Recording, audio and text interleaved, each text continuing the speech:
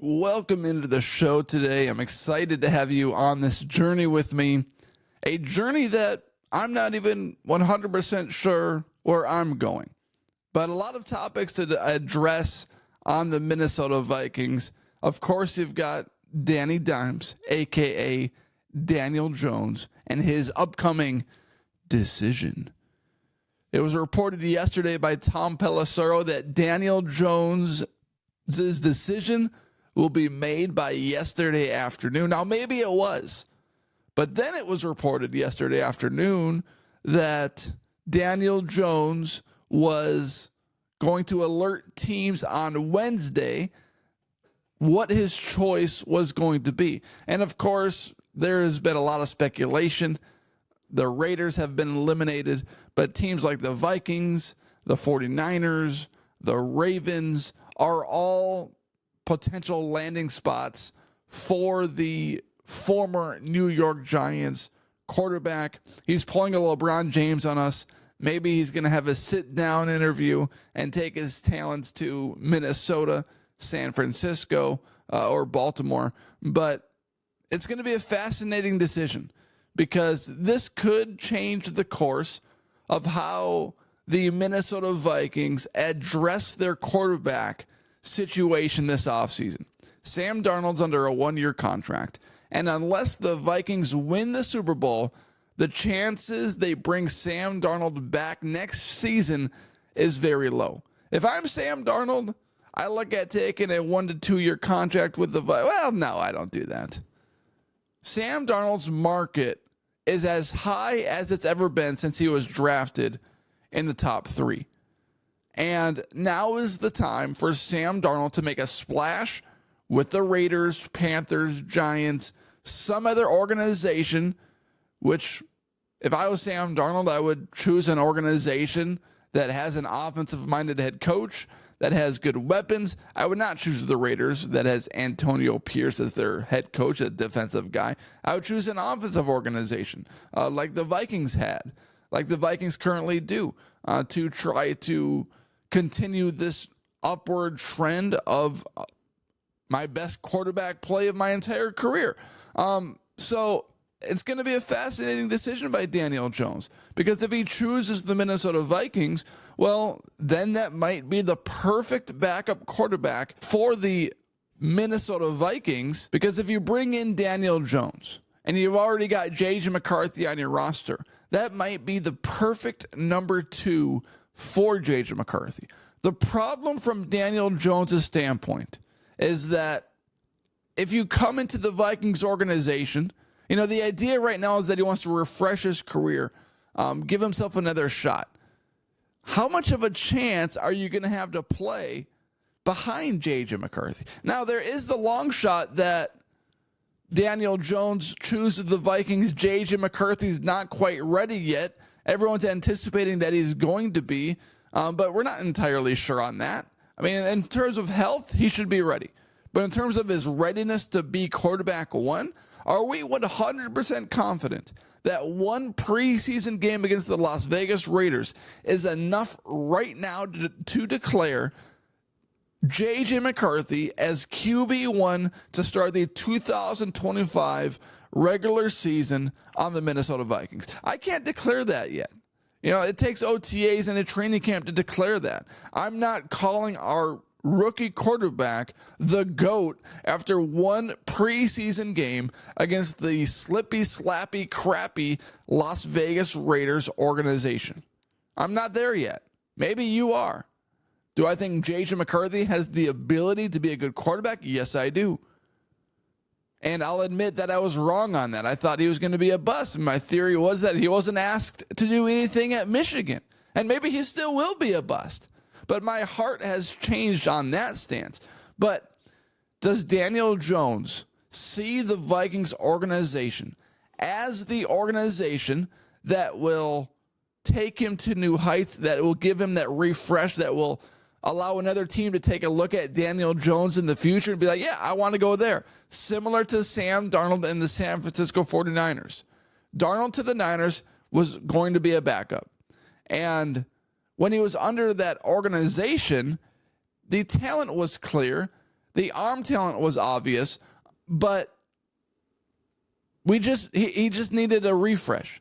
He needed some coaching. He needed some help seeing different things on the field. He needed to get in a good organization that wasn't the Jets and that wasn't the Carolina Panthers. So I look at Daniel Jones' situation, and it is not similar to Sam Darnold going to the Minnesota Vikings. It's more similar to Sam Darnold going to the San Francisco 49ers. Because if Daniel Jones, if you ask Daniel Jones, like, what are you looking for? Well, one, he's going to say, I'm looking for a good organization. Two, he's going to say, I'm looking for a refresh. But three, if there's a chance to play, I think that is a better option for Daniel Jones than sitting and being the backup the entire year. Because it's not like he's getting any younger. He's 27, 28 years old already.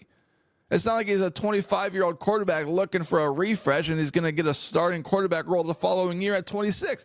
He's already getting up there in age. He's not a young quarterback. He's already been in the league a lot of years. So it's not like Daniel Jones wants to sit and wait either for a QB1 spot to open up. He wants to go to a spot where maybe he'll have a chance to play right away, like maybe the San Francisco 49ers. So if I'm Daniel Jones, that's where I go. That's my spot. Brock Purdy has a shoulder injury. Maybe I play right away. Maybe I play in a couple of weeks. Brock Purdy, Mr. Irrelevant, he's been good, but he's not irreplaceable yet. He hasn't commanded that massive quarterback contract that the big boys like Mahomes and Josh Allen require, because he hasn't taken the San Francisco 49ers to that level yet. They've gone to the Super Bowl. They've lost it, but is Brock Purdy a transcendent talent that can take talent like the 49ers roster right now with some injuries and with some issues all the way to the Super Bowl? No, I don't think so. And that's what we're seeing this year. So you look at Daniel Jones and you look at his prospects, the teams that are interested in him and the decision he's going to make. I would love it if he chose the Vikings. But if I'm Daniel Jones, I don't do that, because you are already locked into, most likely, a QB2 spot behind J.J. McCarthy. Not that I'm saying he's a lock to be QB1, but that's the most likely destination for Daniel Jones. It's not a Sam Darnold to the Vikings moment, because when Sam Darnold signed with the Vikings, like it or not, he was always going to be QB1. McCarthy was not going to start week 1 on the road at New York, regardless of how preseason game number 2 or preseason game number 3 went. That was never happening. And Paul Allen came on this show and said it himself. Darnold was always QB1. He was always going to be that bridge guy to J.J. McCarthy. And maybe McCarthy got subbed in mid-year, maybe got subbed in after the bye week, but it wasn't happening week 1.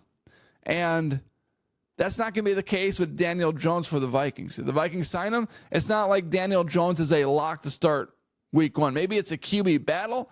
Maybe it's a competition in the offseason with J.J. McCarthy to get a few starts before you hand over the keys to the rookie. But it's a different situation. So if I'm Daniel Jones, I choose somewhere else. But I can see why he would pick the Vikings organization. Stable, good head coach, good environment. Can sit and wait a year if he wants to. But there seems like there could be other prospects available. And I know he's considering all those things as well. Not because I know him personally, but this is just what professional athletes do. All right. Next take. Ivan Pace Jr. gets put on IR. And that's tough for the Minnesota Vikings defense that has stayed relatively healthy this season. We lost Blake Cashman a few games due to turf toe, and you really felt his miss on the field because the Lions and the Rams, two of the best offensive-minded play callers in the league on those organizations, call plays.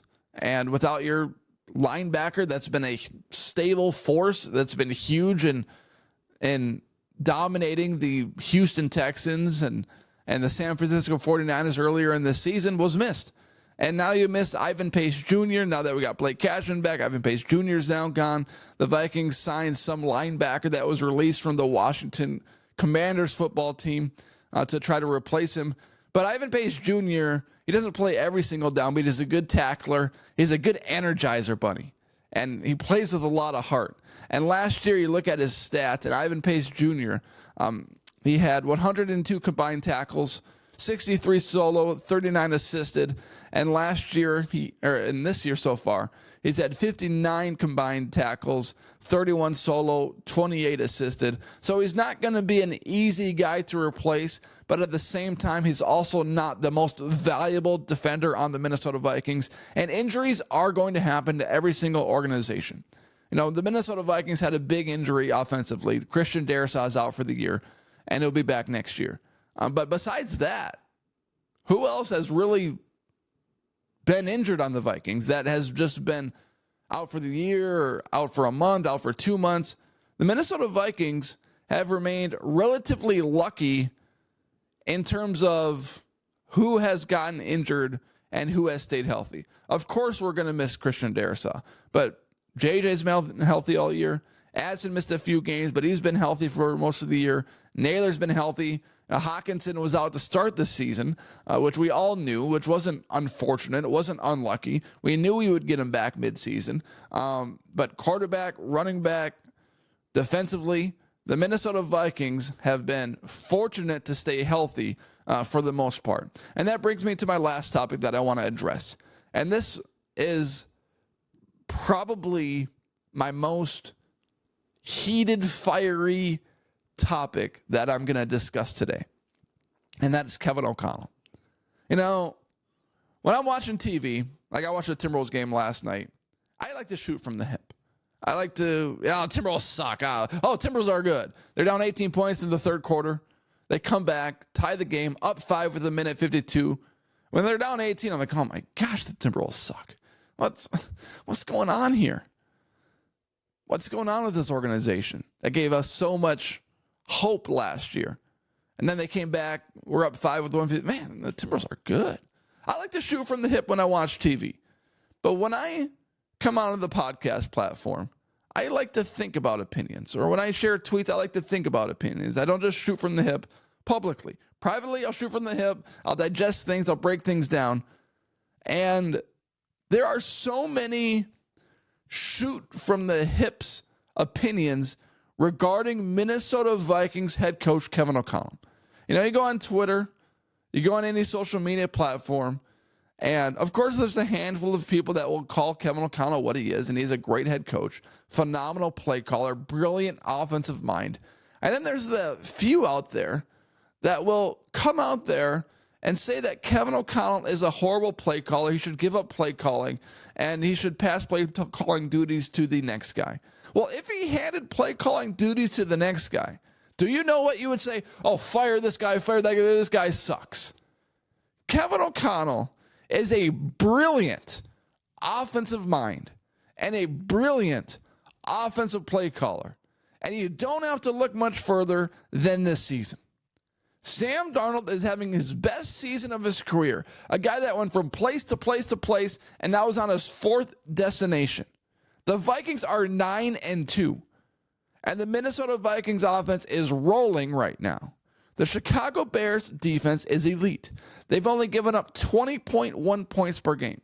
And if Aaron Jones doesn't fumble at the 1-yard line, the Minnesota Vikings score 34 points in that game. And you might be looking at me like, what, 34 points, a touchdown, or scored 30? Well, you get rid of that field goal in overtime. The game doesn't go overtime if Aaron Jones doesn't fumble. They've got 27 points. When overtime starts, you add 7, that's how you get 34. The Vikings scored 37 points if Aaron Jones does not fumble at the 1-yard line to a team that averages giving up 20.1 points a game on the road at Soldier Field in a tough environment against a team that has a must-win situation, against a team that has proven their ability this season to hold teams under 20 points. Against the Houston Texans, they give up 19. Against the Commanders, they gave up 18 on a last-second Hail Mary. Against the Patriots, they gave up 19. Against Green Bay, they gave up 20. And then the Vikings roll in. They score 30, but it should have been 34. And it's not that complicated. You know, people want to say, oh, crappy play call here, crappy play call there. The Vikings are 9-2 with Sam Darnold. What more do you have to say? 2 years ago, they were 13-4.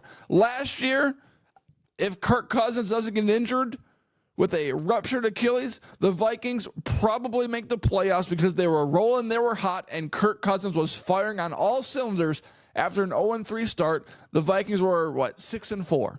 And then they brought in Dobbs, and then they won a couple of games, and then they had an 80% chance to make the playoffs. Kevin O'Connell, if he was on the market, just on the market for any team to have, he would get picked up so quickly that you wouldn't even be able to snap your fingers in time. This guy is so good. This guy is a coveted head coach around the league, and teams want him.